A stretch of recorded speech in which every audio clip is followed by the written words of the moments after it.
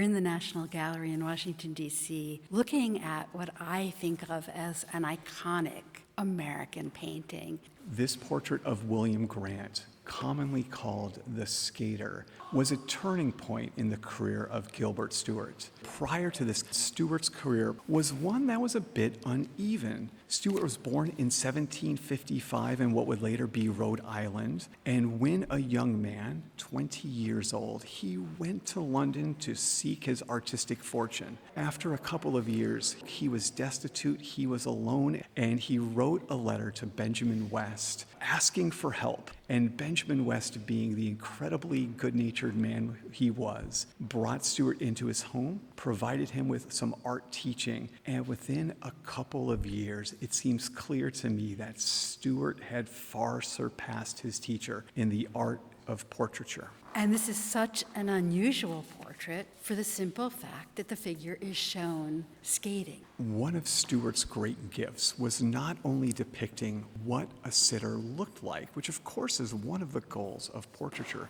but he was able to imbue his portraits with a kind of personality. And certainly this image of a young Scottish lawyer ice skating is unique in the history of British art. So we might notice the arms folded across the chest, but this was a very common way for figures to hold their upper body while they were skating, so it wasn't at all unusual. But it's the way he turns his shoulders one way, his head another.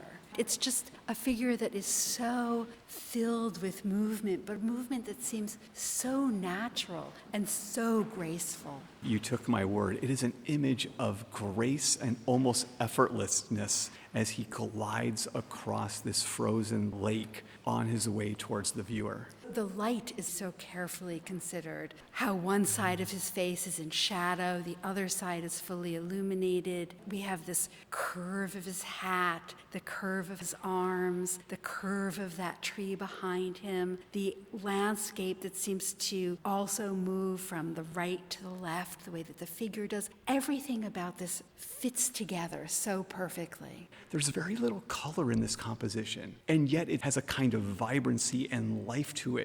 To me, those blacks and grays suggest a kind of sophistication, someone who is very fashionable, clearly a member of the upper classes. Stuart's career after this painting was entirely different. In 1782, he was still living and working with Benjamin West. The year following this, he had one of the most fashionable portrait studios in all of London. In the years that followed, he departed for Dublin, where he painted the Protestant aristocracy for a number of years. But his goal was always to return to the United States. And when he did, he had one major objective. He wanted to paint the first president of the United States. And paint George Washington he did, not dozens, but scores of times. And perhaps the most famous image in the history of American art is his portrait of George Washington that now sits on the American dollar bill. What we see in this portrait is an artist who has clearly absorbed all of the lessons of the Renaissance,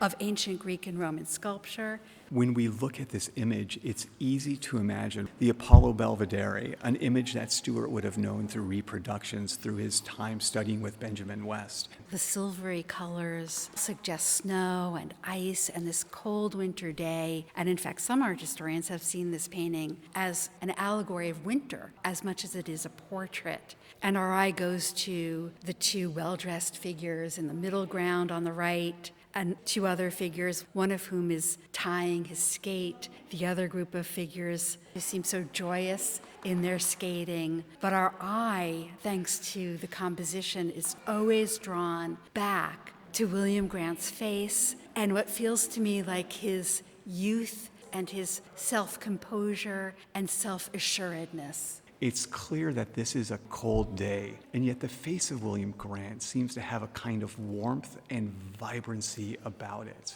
When this painting was shown at the 1782 Royal Academy show, Gilbert Stuart was, for all intents, an unknown artist. But as the decades moved on, Stuart became the most accomplished portrait painter in the history of the United States.